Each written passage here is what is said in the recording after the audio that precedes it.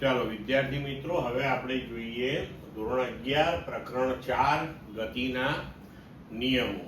બરોબર? તો આપણે હવે પહેલા આને અંગે પ્રસ્તાવના જોઈએ કે સ્થિર પદાર્થ કોઈ હોય તો સ્થિર પદાર્થને ગતિમાં લાવવા અથવા તો કોઈ ગતિમાન પદાર્થ હોય એની ગતિ અટકાવવા માટે, એટલે કે એને સ્થિર કરવા માટે કોઈ બાહ્ય બળ આપણે લગાવવું પડે છે. વ્યવહારમાં આપણે આ વસ્તુ જોઈએ છીએ. બરોબર છે? હવે આ જે બાહ્ય બળ છે એ પદાર્થ સાથે સંપર્કમાં હોય પણ ખરું અને ન પણ હોય. એટલે કે પદાર્થ ને ગતિમાં હોય અને એને સ્થિર કરવા માટે અથવા તો સ્થિર હોય ત્યારે ગતિમાં લાવવા માટે આપણે જ્યારે એને ધક્કો મારીએ, એટલે કે કંઈક બાહ્ય બળ લગાડીએ, ત્યારે આપણે પદાર્થ સાથે સંપર્ક કરીએ છીએ. પણ ધારો કે આપણે ગુરુત્વાકર્ષી ક્ષેત્રની અંદર કોઈ પદાર્થને મૂકી દઈએ, એને મુક્ત પતન કરાવીએ, તો તે સ્થિર સ્થિતિમાંથી ગતિમય સ્થિતિમાં આવી જાય છે. હવે એ વખતે પદાર્થ ઉપર જે બાહ્ય બળ લાગે છે તે ગુરુત્વાકર્ષી બળ છે. હવે ગુરુત્વાકર્ષી બળ જે છે એ ક્ષેત્ર બળ છે. એ પદાર્થ સાથે સંપર્કમાં આવે ત્યારે જ લાગે એવું જરૂરી નથી. એટલે કે જે પણ કોઈ બાહ્ય બળ લાગે છે પદાર્થ ઉપર, તે તેની સાથે સંપર્કમાં હોઈ પણ શકે અને ન પણ હોય. એટલે કે બળ બે પ્રકારના આપણે કહી શકીએ, એક સંપર્ક બળ અને એક ક્ષેત્ર બળ. હવે પદાર્થની ગતિ માટે સૌ પ્રથમ એરિસ્ટોટલે એક માન્યતા રજૂ કરી હતી અને એ આગળ જતા ખોટી ઠરી હતી. એટલે એની માન્યતા જે છે એ ભૂલ ભરેલી હતી એવું કહેવામાં આવે છે. તો એરિસ્ટોટલની ભૂલ ભરેલી માન્યતા, એમાં એણે એવું કહ્યું હતું કે કોઈ પણ પદાર્થની ગતિ ચાલુ રાખવા માટે બાહ્ય બળ હંમેશા જરૂરી છે. હવે આ માન્યતા જે છે એની એ કેવી રીતે ભૂલ ભરેલી સાબિત થઈ એ આપણે જોઈએ. તો એ માટે આપણે ગેલિલિયોએ જે માન્યતાઓ રજૂ કરી, જે અવલોકનો રજૂ કર્યા, અને એ અવલોકનો પાછા પ્રયોગો ઉપરથી કરવામાં આવેલા હતા. એટલે હવે એ આપણે જોઈએ.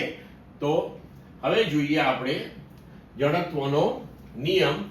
એટલે એ ગેલિલિયોએ ઢળતા સમતલ પર પદાર્થની ગતિનો અભ્યાસ કરવા માટેના બે પ્રયોગો કર્યા. હવે એમાંનો આપણે પ્રથમ પ્રયોગ જોઈએ. બરોબર છે? તો પ્રથમ પ્રયોગની અંદર એણે આવા આકૃતિમાં દર્શાવ્યા મુજબના બે સમતલો સામસામે ગોઠવ્યા અને ત્યારબાદ એક સમતલ ઉપરથી ગોળાકાર પદાર્થને મુક્ત રીતે ગતિ કરાવવા માટે છોડી મૂક્યો. તો એણે જોયું કે આ પદાર્થ જેમ જેમ નીચે જાય તેમ તેમ તેની ગતિ એ પ્રવેગિત ગતિ થાય છે. એટલે કે તેનો વેગ સતત વધતો જાય છે. બરોબર? હવે એ જ પદાર્થ જ્યારે સામેના ઢોળાવ ઉપર તરફ ગતિ કરે છે ત્યારે તેની ગતિ પ્રતિપ્રવેગી ગતિ થાય છે. એટલે કે તેનો વેગ ક્રમશઃ ઘટતો જાય છે.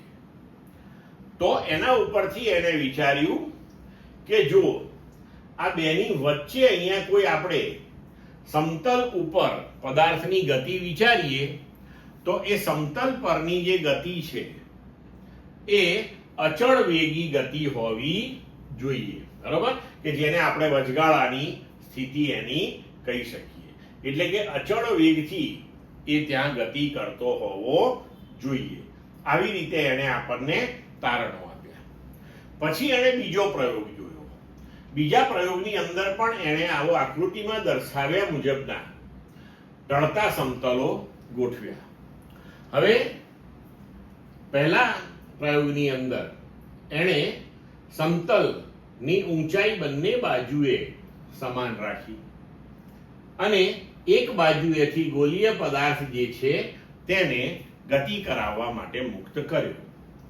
તો તેણે અભ્યાસ કર્યો કે એ પદાર્થ નીચે જતો હોય ત્યારે પ્રવેગી ગતિ કરે છે, આ બાજુએથી ઉપર જતો હોય ત્યારે પ્રતિપ્રવેગી ગતિ કરે છે, એટલે કે એનો વેગ શરૂઆતમાં જ્યારે નીચે જાય ત્યારે વેગ વધે છે અને જ્યારે ઉપર જાય ત્યારે વેગ વધે છે.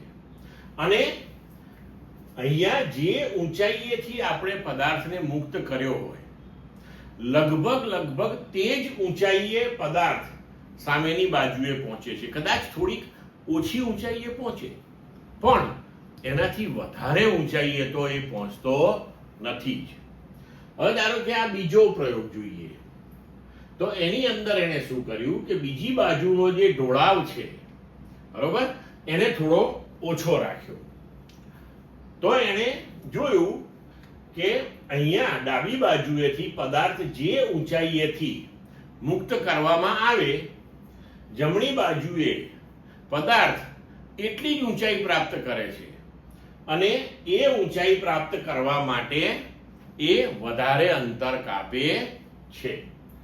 હવે ત્રીજા પ્રયોગમાં એણે જોયું કે જો ઢોળાવની એક બાજુ સમતલ કરવામાં આવે અને અત્યંત લીસી સપાટી કરી નાખીએ એટલે કે લગભગ એને ઘર્ષણ રહિત આપણે કલ્પી શકીએ એવી, તો એણે જોયું કે જો બીજા સમતલનો ઢાળ શૂન્ય કરી નાખીએ તો બોલ અનંત અંતર સુધી અચળ વેગથી ગતિ કરે છે.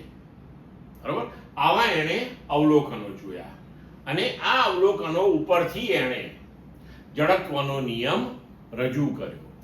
હવે જડત્વનો નિયમ એવું કહે છે કે જો પદાર્થ પર ચોખ્ખું બાહ્ય બળ શૂન્ય હોય તો સ્થિર પદાર્થ હંમેશા સ્થિર રહે છે અને ગતિમય પદાર્થ એ અચળ વેગથી પોતાની ગતિ ચાલુ રાખે છે.